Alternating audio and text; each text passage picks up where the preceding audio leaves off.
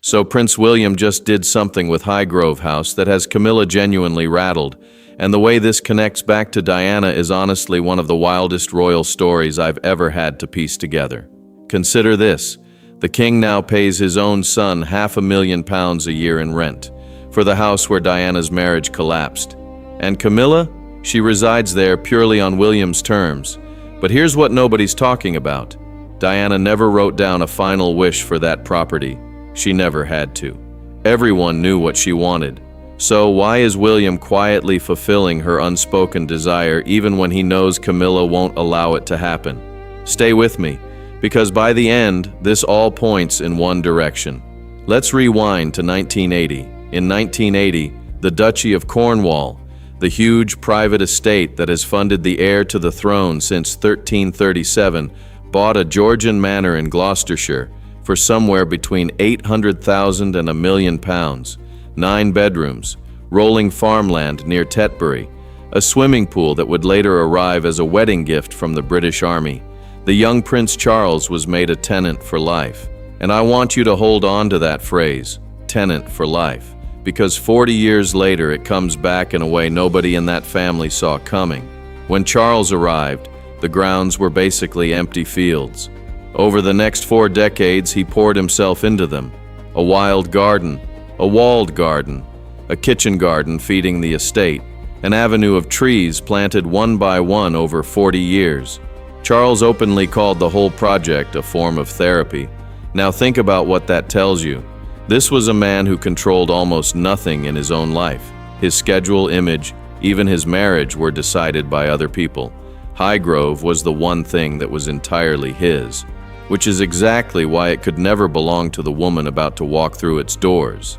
In 1981, Charles married a 20-year-old named Diana Spencer. And here's the detail that gets me every time.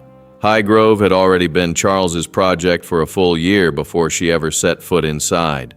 It was chosen for its closeness to Wales, to the duchy's lands, and to the life he had already started building without her. She wasn't moving into their home, she was moving into his. And 30 minutes down the road in Wiltshire lived a woman named Camilla Parker Bowles. Diana was inside those walls trying to save her marriage, and the woman her husband actually loved was close enough for a casual drive. The land itself was an insult that renewed every single morning. Now the public saw none of this. The photographs from the mid-80s are warm and convincing. Diana on the lawn with little William and Harry, a climbing frame, a slide, everyone smiling. Charles played the devoted husband whenever the cameras were clicking. But according to royal biographer Andrew Morton, Diana privately compared Highgrove to a prison. And once you know that, those garden photos change completely. Look at them again. She's smiling for the cameras. Now imagine the moment the photographers pack up and drive away. The gates close, the house goes quiet, and she's alone again, in a home that was never hers, with a husband whose heart lived half an hour up the road. She rarely invited friends or family to stay, and when she did, the visits felt strained, like the house itself pushed back against her. And here's a detail that makes it worse, not better. Charles had actually asked for her input on the interiors before the engagement was even official. She chose fabrics, she picked colors, she tried. It didn't matter. Every room and every tree still carried his stamp, his history, his priorities. She wasn't decorating her home. She was decorating a museum of someone else's life, and the exhibit down the road was still open. Losing a husband is one kind of pain. Losing him to a woman who lives 30 minutes away, so close that the countryside itself becomes a map of your humiliation. That's a different kind entirely. And no title, palace, or the privilege in the world softens it. By 1992, it was over. The separation became official, and Diana did something that, looking back, might be the most important detail in this whole story. She turned her back on that house completely and built a life for herself and her sons as far from Gloucestershire as she could get. Most people read that as escape, but keep it in mind because I think it was something closer to a message. And there was one person in that house young enough to receive it and old enough to never forget it. A little boy named William, whose earliest memories were formed inside those walls.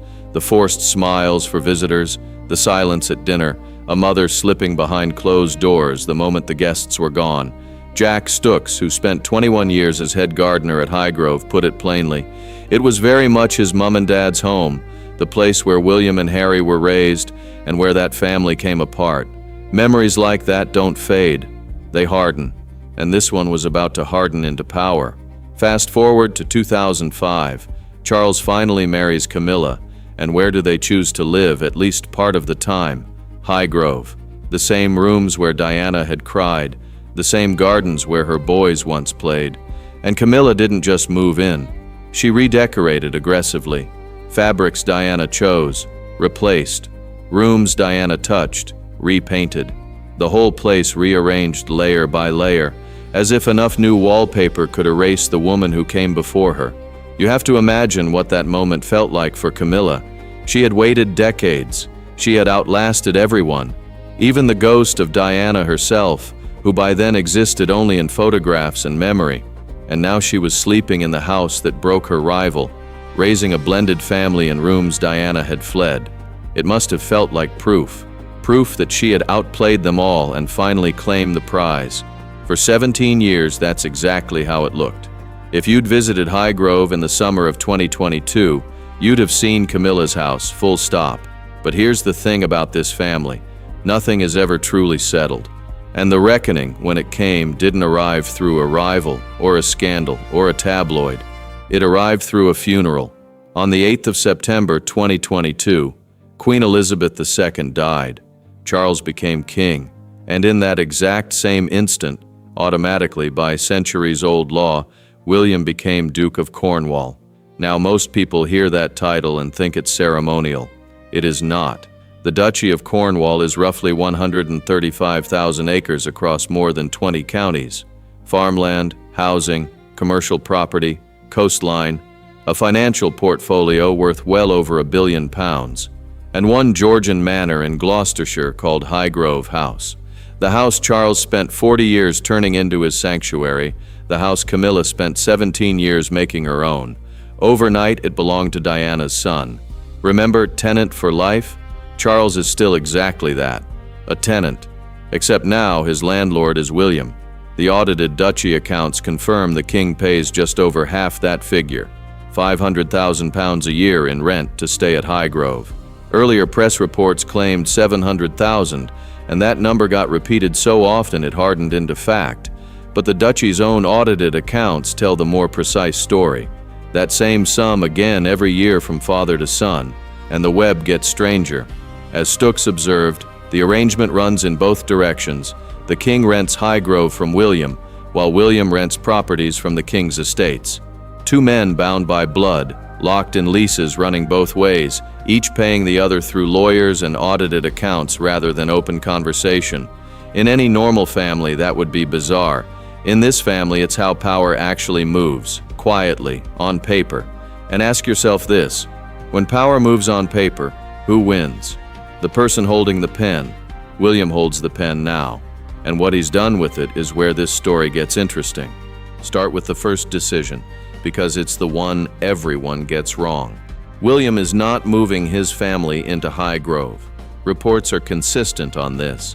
He and Catherine built their life at Anmer Hall and more recently, Adelaide Cottage, homes with no inherited baggage, no ghosts. Now on the surface, that sounds like indifference. It's the opposite. Stooks, the man who worked those gardens for 2 decades, explained that moving Kate in would be unfair to her because she's endlessly measured against Diana even though, in his words, they're very separate people. Notice what William is actually doing there. Putting Catherine in Diana's rooms, raising his children under that roof, would hand the press the laziest comparison imaginable. He's spent years shielding his wife from it, so the house sits apart, protected, untouched, almost preserved. Preserved for what exactly? Hold that question, because notice what this decision actually creates. A house that Camilla lives in, that William controls, and that no one in William's family will ever compete for. She's not sharing Highgrove with the future king. She's holding it for him. There's a difference, and I promise you she knows it. There's a second thing worth noting. Those gardens have been open to the public for years.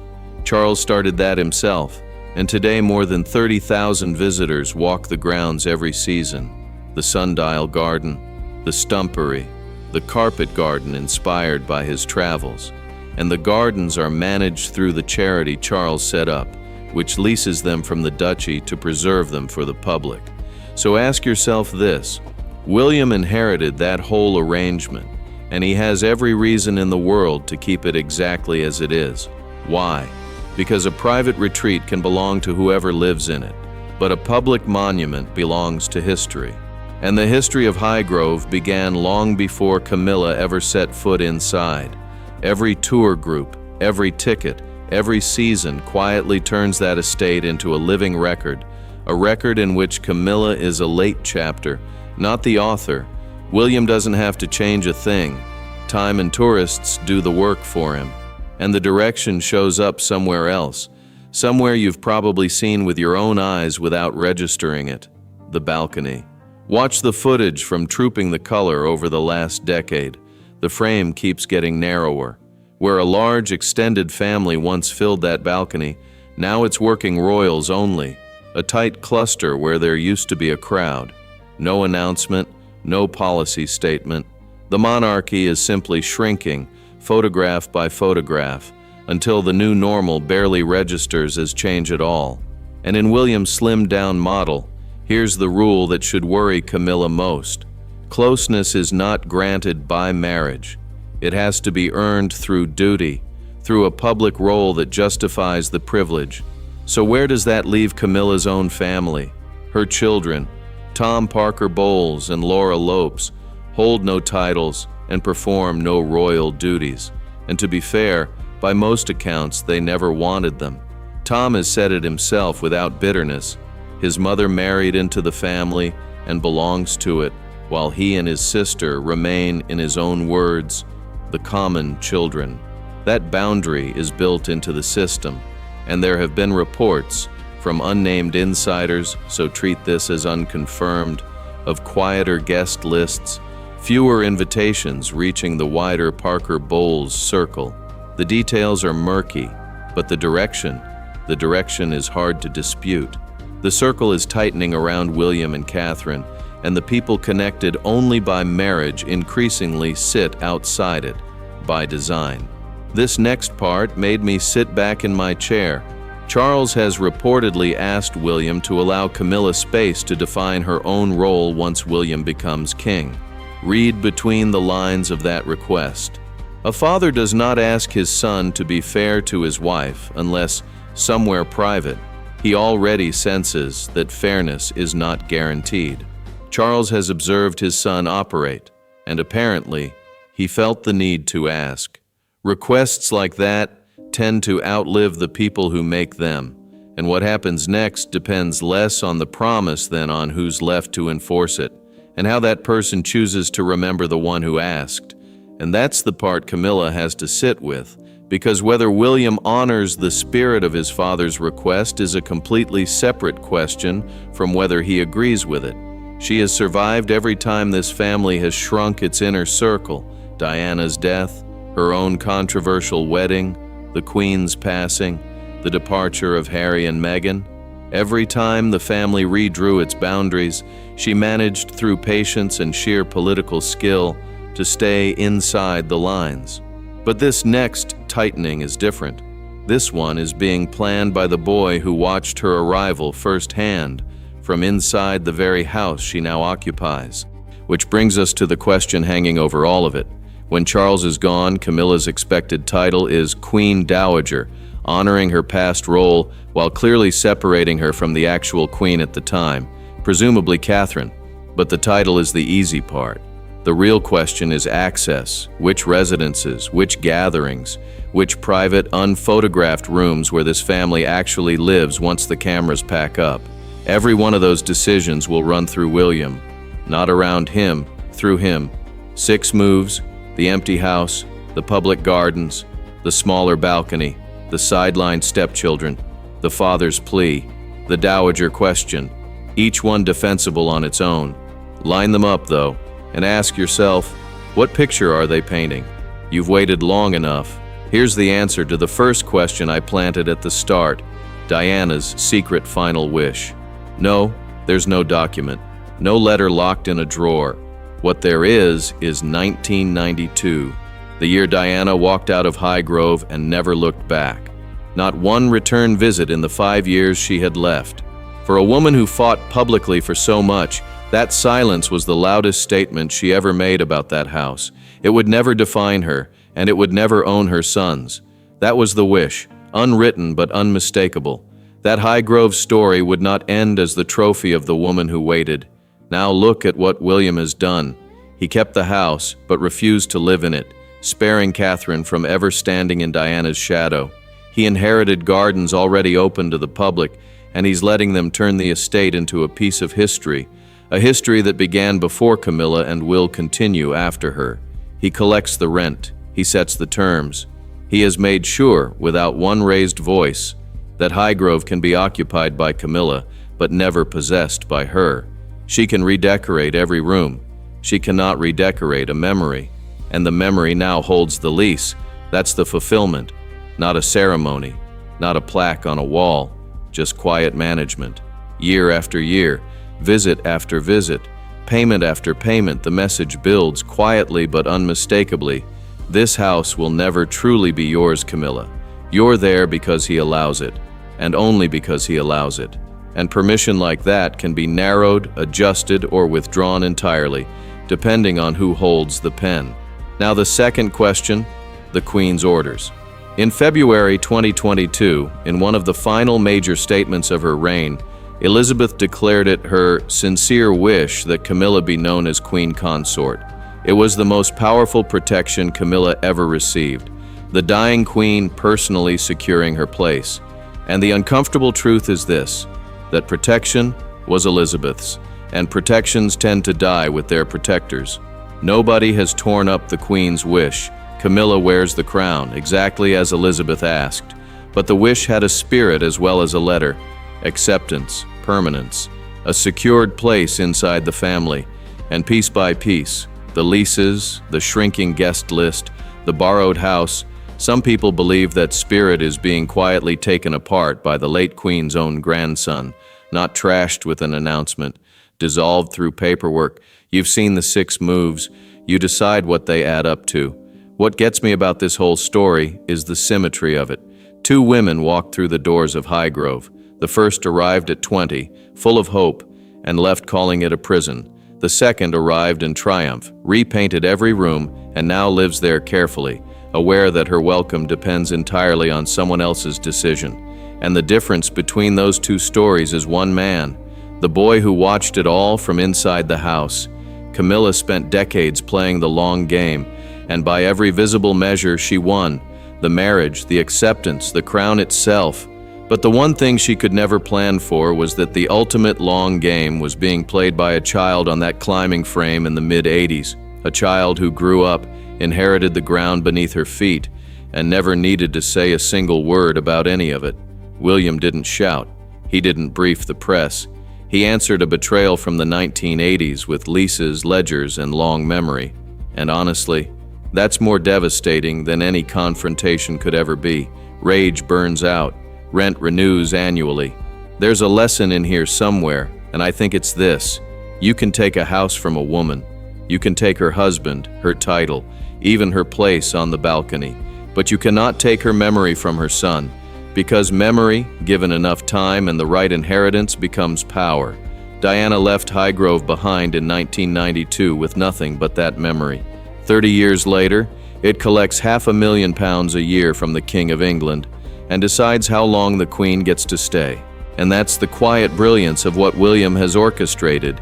He hasn't waged a war, he hasn't issued ultimatums, he has simply allowed the architecture of inheritance to do what it was always designed to do, transfer control gradually and irrevocably to the next generation. Camilla can fight traditions, she can fight public opinion, she can even fight memory itself, but she cannot fight the law of succession.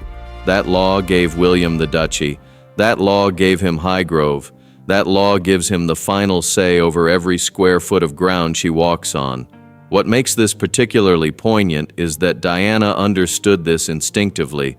She never tried to claim Highgrove in her divorce settlement. She never demanded it be sold or demolished. She simply let it go, trusting that time would deliver justice more effectively than any court ever could. And she was right. 30 years later, her son sits in the landlord's chair, collecting rent from the very people who once made her feel like a trespasser in her own marriage. That's not revenge. That's patience vindicated. Camilla, for all her political instincts, may have miscalculated here. She assumed that marrying Charles and outliving Elizabeth would secure her position permanently. She believed enough redecorating would erase Diana's presence. She counted on time itself to make people forget who came first. But she forgot about William. She forgot that he was taking it all in. She forgot that he was growing up inside those same walls, absorbing every slight, every silence, every tear his mother shed when she thought nobody was looking. And now those memories have matured into leverage.